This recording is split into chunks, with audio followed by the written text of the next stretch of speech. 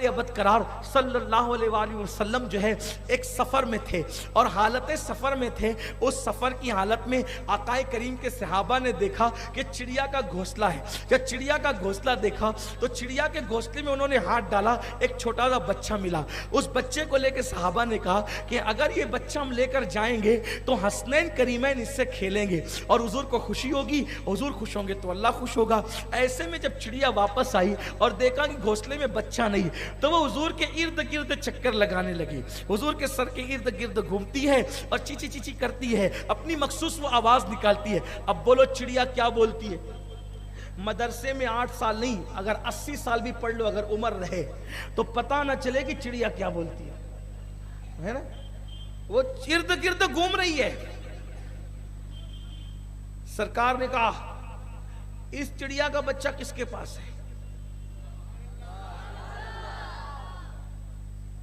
وہ سمجھتے ہیں بولیاں سب, وہی سنتے ہیں بولیاں سب کی, وہ سمجھتے ہیں بولیاں سب کی, بولیاں سمجھ رہے ہیں کیونکہ سب کے رسول بن کر آئے نا. چڑیا ارد گرد گھوم رہے. حضور نے کہا اس کا بچہ کس کے پاس ہے؟ صحابہ نے اس کی یا رسول اللہ ہمارے پاس ہے. کہا کیوں لیا تم نے؟ کہا حضور اس لیے لیا. فرمایا اس کا بچہ واپس کرو, یہ چڑیا شکایت کر رہی ہے حضور آپ کے صحابہ نے میرا بچہ لے لیا ہے. قربان جائیں, حضور علیہ السلام فریاد سنتے ہیں. ایک حضور سب کے رسول ہیں. ایک مرتبہ مکۃ المکرمہ میں ایک ناگ آیا, بڑا سا ناگ, سانپ, لہراتے ہوئے یا چلتے ہوئے جیسے بھی اس کا معاملہ تھا. صحابہ نے دیکھا سب ادھر ادھر.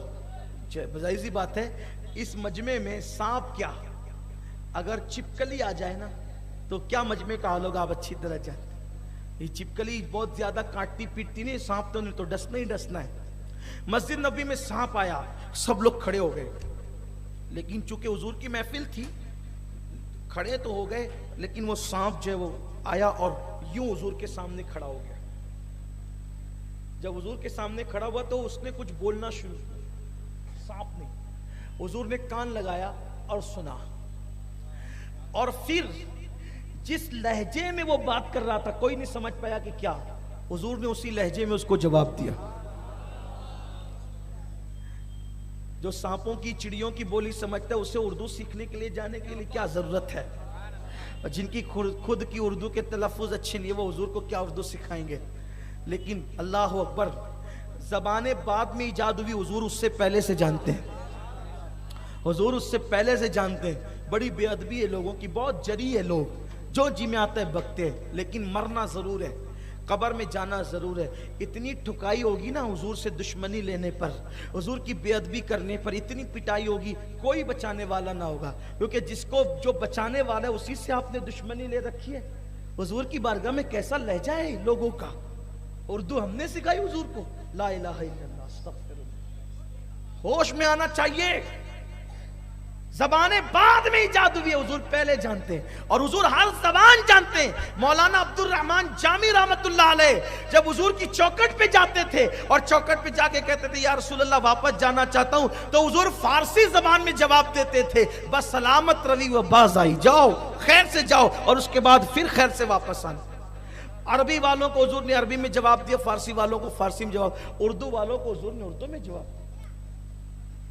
اور چند زبانیں ہم جانتے ہیں, ورنہ دنیا کے لوگ تو میں جب سنہری جالیوں کے سامنے کھڑا رہتا ہوں میرے کان میں آواز آتی ہے, چاہے وہ کوئی پختون زبان میں کہہ رہا ہے, کوئی سندھی میں کہہ رہا ہے, کوئی ہندی میں کہہ رہا ہے, دیہاتی لوگ دیہاتی زبان میں کہہ رہے ہیں, انگلش میں کہنے والے انگلش میں کہہ رہے ہیں, فارسی میں کہنے والے فارسی میں, عربی میں کہنے والے. لیکن حیرت ہے سب کی جھولیاں بھر رہی ہے.